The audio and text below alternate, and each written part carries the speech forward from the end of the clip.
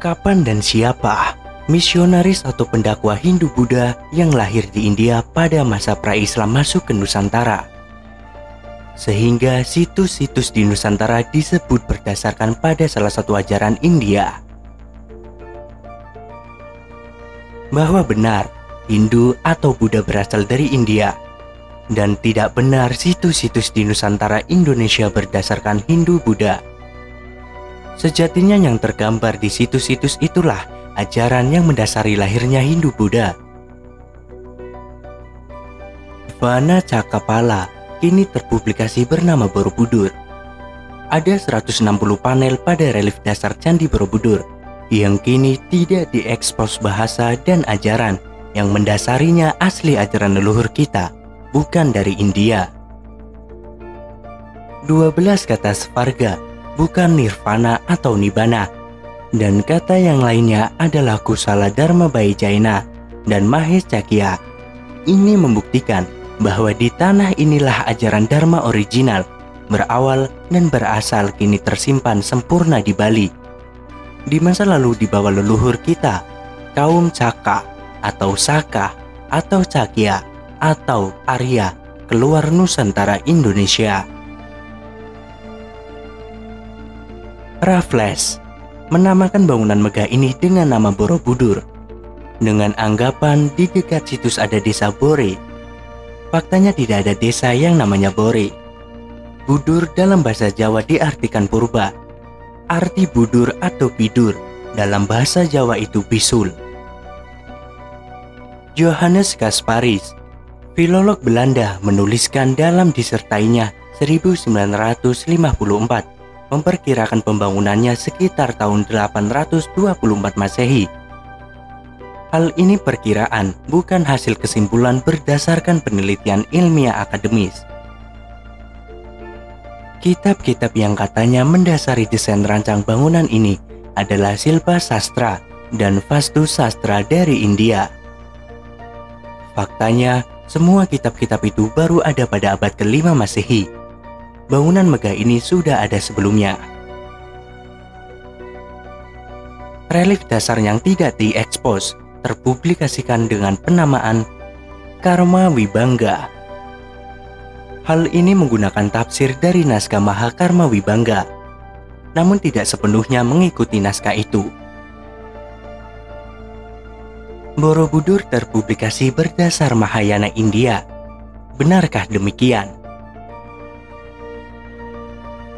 Para peziarah Tiongkok dari Fahien 399 sampai 414 Masehi, sampai Ising 671 sampai 695 Masehi datang ke Nusantara terdahulu untuk belajar, bukan membawa Buddhisme dari negaranya yang disebarkan ke sini. Dan Palembang bukan pusat Buddhisme di masa lalu. Jangan salah kaprah apalagi ikut mempublikasikannya. Penggalian yang paling penting oleh para sarjana Buddhis Indonesia adalah konsep ketuhanan dalam Buddhisme yang diadopsi dari berbagai penelitian teks-teks kuno dalam buku Sanghyangka Mahayanikan. Ajaran leluhur bangsa Indonesia yaitu konsep Yang Widi Tunggal, dan atas dasar satu inilah negara memasukkan Buddha menjadi salah satu agama resmi negara. Ketika Bisu Ashin Cina Rakita mencetuskan ide mengadakan upacara Trisuci Waisak secara nasional di Borobudur pada 22 Mei 1953, mulai saat inilah terpublikasi Borobudur berdasar Mahayana. Seorang bikuni, juga akademisi Thailand, menyimpulkan hanya 50% yang berkesesuaian dengan biografi Siddhartha Gautama, dan selebihnya dia tidak paham. Di Nusantara pada abad 4 Masehi sampai dengan 7 Masehi tidak tercatat misionaris India datang ke Nusantara. Peziarah Tiongkoklah yang datang ke Nusantara adalah untuk belajar dan mencatat ajaran Dharmatik original yang telah ada lama di Nusantara, bukan membawa ajaran dari negerinya kemudian disebarkan ke Nusantara. Serta Palembang bukan pusat ajaran Buddhis. peziarah Tiongkok yang datang ke Nusantara untuk belajar dan mencatat ajaran dari Nusantara yang dibawa ke negerinya. Fahuan 337 sampai 422 Masehi. Catatan perjalanan diterjemahkan dan diberi catatan oleh Korean Recension dari teks bahasa Mandarin oleh James Lang. Yang dilihat Fahuan, bangunan dengan patung di dalamnya di samping pohon besar adalah situs Mendut. Pada tahun 399 sampai 414 Masehi, Fahuan dalam perjalanan di Suwarnadwipa mencatat, mengikuti sungai Ponai adalah sungai Panai Kampar, di tempat di mana para pelajar pernah tinggal di situ dan melakukan gerakan berjalan memutar mengelilingi tope atau stupa. Juga ada 4 guru yang duduk di 4 sudut. Di tempat inilah menara telah didirikan. Di Suwarnadwipa Nusantara pada masa yang lebih tua lagi, jauh sebelum zaman Veda, 6500 sebelum Masehi telah ada ajaran yang dianut, yaitu Dharma, ajaran asli Nusantara kaum Saka nenek moyang kita. Disinilah sumber awal ajaran Dharmatik original. Kemudian pada era setelahnya tercatat para tokoh pelopornya. Pusat peradaban maju sebelum 78 Masehi yang membangun situs-situs di Nusantara juga di Nandala di Binar, India. Di kemudian hari bernama Sriwijaya dengan tokohnya Sailendra. Hinduisme adalah peleburan atau sintesis dari berbagai tradisi dan kebudayaan di India.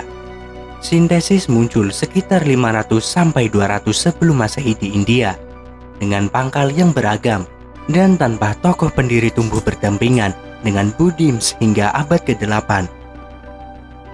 Akhir abad ke-18, Hindu menjadi istilah padana bagi orang India yang bukan Muslim, bukan Sikh, bukan Jaina, bukan Kristen, bukan Buddha, mencakup berbagai penganut dan pelaksana kepercayaan tradisional yang berbeda-beda. Artinya istilah Hindu itu sebagai anatonim terhadap keyakinan lain. Kemudian kata Hindu dengan tambahnya ajaran Isme ditambahkan sekitar tahun 1830-an untuk merujuk pada kebudayaan dan agama.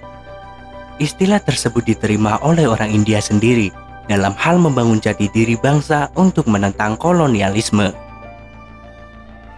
Hindu sebagai tempat berhimpunnya aneka tradisi yang koheren dan independen, didukung oleh Sankritisasi abad ke-19 di bawah dominasi kolonialisme. Mulai saat itulah istilah Hinduisme dipakai secara luas. Singkatnya, di India sebelum abad ke-9 Masehi, lahir satu ajaran formal bernama diakui di India juga untuk membedakan bukan dua agama yang lahir abad ke-5 sebelum Masehi. Pangkal dari Hinduisme adalah Brahmanisme, ajaran Weda kuno atau berbasis Vedik yang dibawa kaum Saka atau Cakya atau Caka atau Aryan. Artinya pemahaman ini dibawa oleh pendatang bangsa asli India bernama Dravida. Asal-usul agama di India dimulai masuknya bangsa Arya yang membawa perubahan yang sangat besar dalam tata kehidupan masyarakat India sejak 3102 sebelum Masehi sampai 1300 sebelum Masehi. Jadi benar, Hindu-Buddha berasal dari India, dan tidak benar situs-situs di Nusantara Indonesia berdasarkan Hindu-Buddha dari India.